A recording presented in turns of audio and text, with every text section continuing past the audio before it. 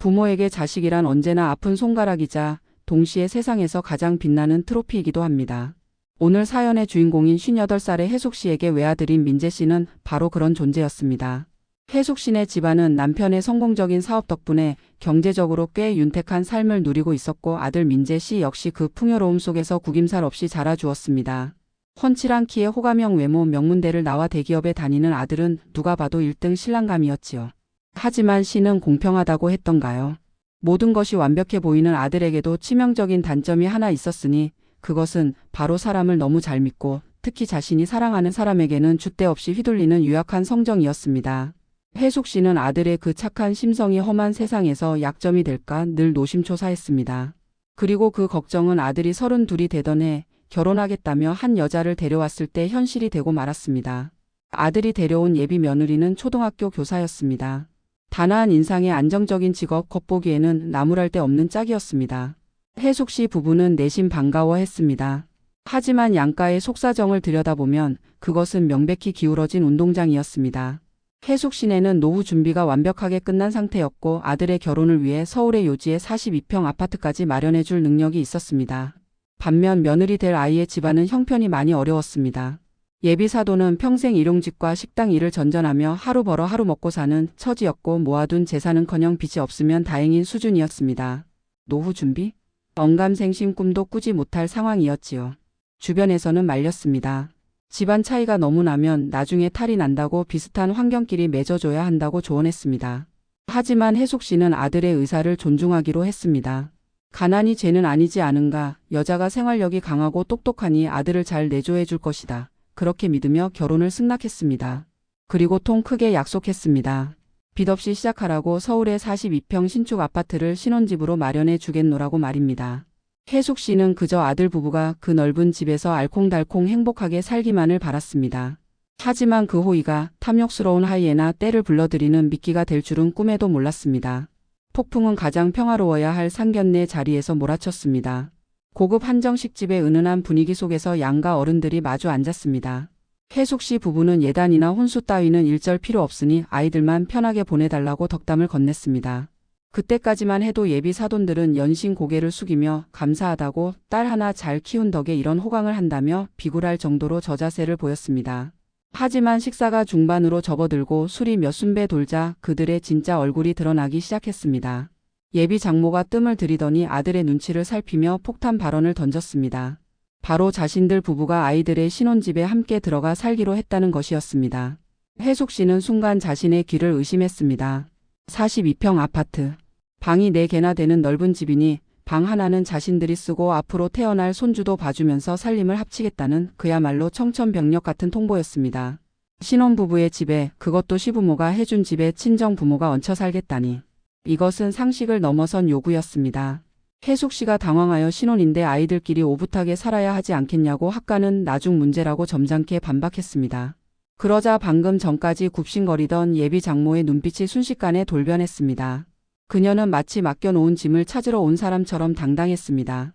집이 40평이 넘는데 둘이서만 살면 썰렁해서 어떻게 사냐고. 요즘 맞벌이 부부들은 다 친정 부모 끼고 산다고. 우리가 들어가서 밥 해주고 청소해주면 고마워해야지. 그게 무슨 소리냐며 오히려 혜숙 씨를 타박하기 시작했습니다. 그것은 부탁이 아니었습니다. 강요이자 선전포고였습니다. 혜숙 씨는 아들을 쳐다보았습니다. 도대체 이게 어떻게 된 일이냐는 눈빛이었지요. 하지만 아들은 고개를 푹 숙인 채 아무런 말도 하지 못했습니다. 이미 며느리 될 아이와 이야기가 끝난 상태였던 것입니다. 며느리 될 아이의 조건이 바로 친정 부모 모시고 살기였고 사랑에 눈이 먼 아들은 그 말도 안 되는 조건을 덜컥 수락해버린 것이었습니다. 혜숙 씨의 머릿속에서 경고등이 요란하게 울렸습니다. 이것은 단순한 학가가 아니었습니다. 노후 대책이 전무한 처가 식구들이 아들의 등골을 빨아먹기 위해 작정하고 달려드는 빨대 꽂기였습니다. 아들이 마련해 가는 42평 아파트를 그들은 자신들의 노후 안식처이자 신분 상승의 도구로 여기고 있었던 것입니다.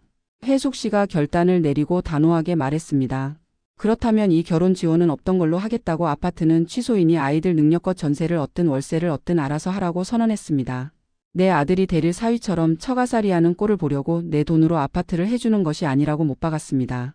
그러자 예비 사돈댁의 반응은 가관이었습니다. 불같이 화를 내며 혜숙 씨 부부를 공격하기 시작했습니다.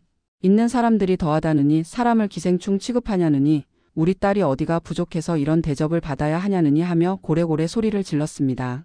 자신들이 들어가면 파출부 쓰는 비용이 굳는 건데 왜 경제적인 관념이 없냐며 대려 혜숙 씨를 가르치려 들었습니다. 얹혀 사는 주제에 집안일 해주는 것을 엄청난 혜택인 양 포장하는 그들의 뻔뻔함에 혜숙 씨는 말문이 막혔습니다. 더욱 기막힌 것은 며느리 될 아이의 태도였습니다.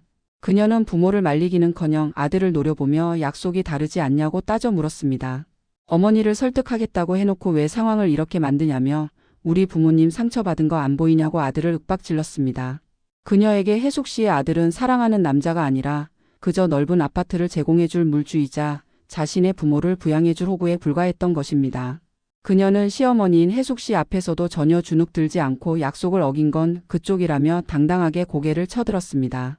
상견례장은 난장판이 되었습니다. 그때까지 묵묵히 듣고만 있던 혜숙 씨의 남편이 자리를 박차고 일어났습니다. 그는 평소 화를 잘 내지 않는 사람이었지만 한번 분노하면 그 누구도 말릴 수 없는 불같은 성격의 소유자였습니다. 남편은 더 이상 들을 가치도 없다며 내 아들을 머슴으로 부리려는 집에 장가보낼 생각 없으니 이 결혼은 없던 일로 하자고 통보했습니다. 그리고 아들에게도 선택권을 주었습니다. 네가 저 여자와 결혼하고 싶다면 맨몸으로 나가서 하라고 내 집과 내 돈은 단 한 푼도 줄 수 없다고 못 박았습니다. 혜숙 씨 부부는 뒤도 돌아보지 않고 나왔습니다. 뒤에서는 예비 장모의 악에 바친 고함 소리가 들려왔습니다. 두고 보자고 나중에 후회할 거라고 저주를 퍼붓는 그 소리를 들으며 혜숙 씨는 가슴을 쓸어내렸습니다. 지금이라도 저들의 본색을 알아서 천만다행이라고 생각했습니다. 아들이 제발 정신을 차리고 따라 나오기를 간절히 바랐습니다. 하지만 아들은 나오지 않았습니다. 며칠 뒤 아들은 집에 찾아와 무릎을 꿇고 빌었습니다. 여자를 너무 사랑해서 헤어질 수가 없다고 처가에 들어가서 살더라도 결혼은 꼭 해야겠다고 고집을 부렸습니다. 혜숙 씨는 억장이 무너졌습니다. 저게 사랑이냐고 너는 지금 가스라이팅을 당하고 있는 거라고 제발 눈 좀 뜨라고 울며 불며 매달렸지만 소용없었습니다. 아들은 이미 며느리의 늪에 깊이 빠져 허우적대고 있었습니다.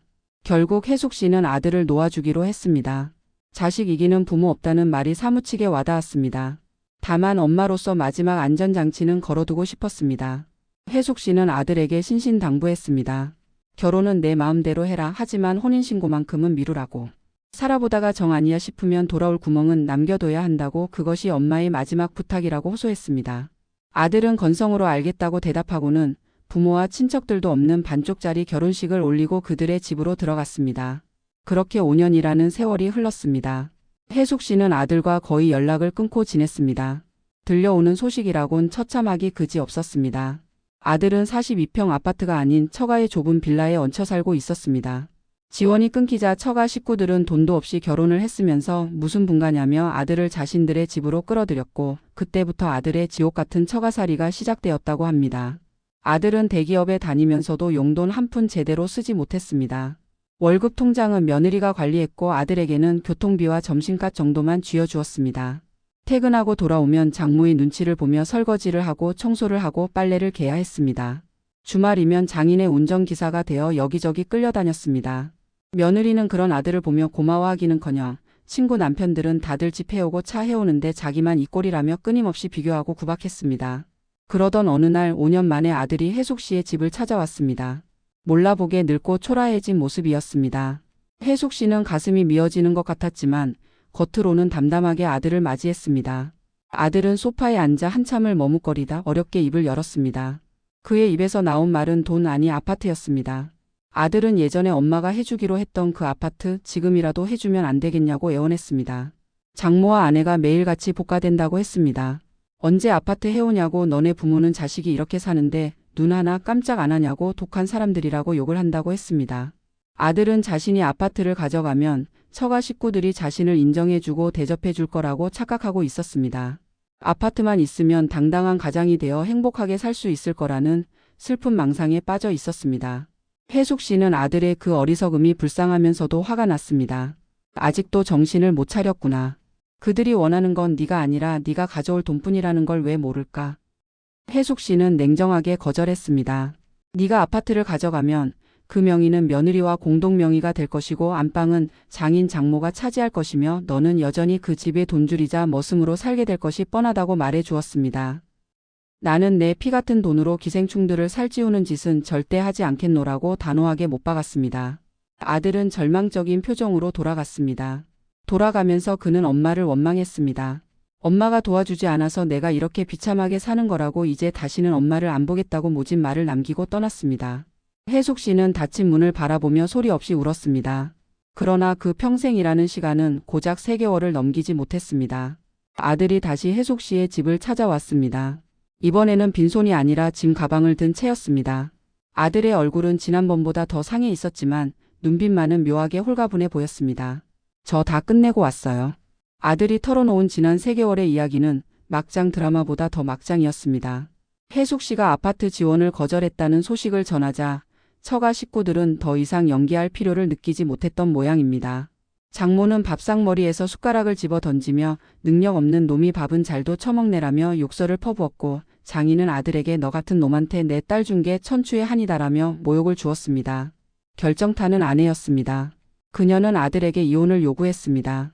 아파트도 못 해오는 주제에 무슨 남편이냐며 위자료 내놓고 나가라고 소리쳤습니다. 그녀는 아들을 사랑한 적이 없었습니다. 그저 자신의 가족을 부양해줄 호구 넓은 아파트를 제공해줄 물주가 필요했을 뿐이었습니다. 아파트를 가져올 가능성이 사라지자 아들은 그들에게 쓰다 버린 건전지 같은 존재가 되어버린 것입니다. 아들은 그제야 긴 꿈에서 깨어났습니다. 자신이 5년 동안 바친 헌신이 사랑이 아니라 착취였음을 깨달았습니다.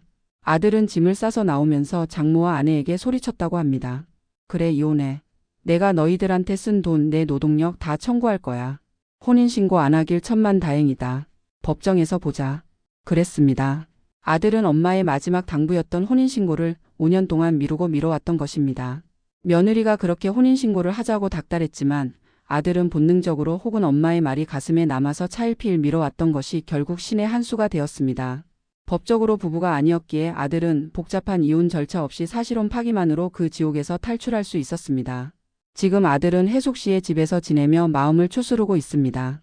처가 식구들은 여전히 연락해 사실혼 관계였으니 위자료를 내놓으라며 재산 분할을 하자며 협박하고 있지만 혜숙 씨 남편이 유능한 변호사를 선임해 강력하게 대응하고 있습니다. 오히려 그동안 아들이 처가에 뜯긴 생활비와 노동력에 대한 손해배상을 청구하겠다고 나서자 그들은 꼬리를 내리고 잠잠해졌습니다. 아들을 보면 혜숙 씨는 마음이 아픕니다. 5년이라는 꽃다운 청춘을 그런 쓰레기 같은 사람들 틈바구니에서 낭비했다는 사실이 억울하기도 합니다. 그때 내가 좀 더 말렸더라면 하는 후회가 밀려오기도 합니다. 하지만 한편으로는 아들이 인생의 가장 비싼 수업료를 치르고 귀중한 깨달음을 얻었다고 생각하려 합니다. 이제 아들은 압니다. 사람의 겉모습보다 속을 들여다봐야 한다는 것을, 그리고 무조건적인 희생이 사랑이 아니라는 것을. 그 콧대 높던 며느리와 그 부모들은 지금 어떻게 살고 있을까요? 들리는 소문에 의하면 며느리는 또 다른 호구를 찾아 선 자리를 기웃거리고 있다는데, 이혼녀라는 딱지 사실혼이지만 소문이 났기에 드센 친정 식구들 때문에 쉽지 않다고 합니다. 그들이 놓친 것은 단순히 42평 아파트가 아니었습니다. 진심으로 그들을 가족으로 섬기려 했던 성실하고 착한 사위를 자신들의 탐욕으로 걷어차 버린 것입니다. 혜숙 씨는 아들의 등을 토닥이며 말합니다. 괜찮다. 5년 인생 전체로 보면 찰나다. 다시 시작하면 된다. 엄마 아빠가 뒤에 있으니 기죽지 마. 아들은 이제 더 이상 누군가의 눈치를 보며 설거지를 하지 않습니다. 당당하게 자신의 밥그릇을 챙기고 부모님과 마주 앉아 웃으며 식사를 합니다. 비록 상처는 남았지만 그 상처가 딱지가 되어 아들을 더 단단하게 만들어줄 것이라 믿습니다. 여러분, 결혼은 집안과 집안의 결합이라고들 합니다. 하지만 그 결합이 한쪽의 일방적인 희생을 강요한다면 그것은 결혼이 아니라 거래이자 착취일 뿐입니다. 혹시 지금 말도 안 되는 요구를 하는 상대방 때문에 고민하고 계신가요? 그렇다면 혜숙 씨처럼 과감하게 끊어내십시오. 당장은 아플지 몰라도 그것이 내 자식을 그리고 나 자신을 지키는 유일한 길일지도 모르니까요. 오늘 사연은 여기까지입니다.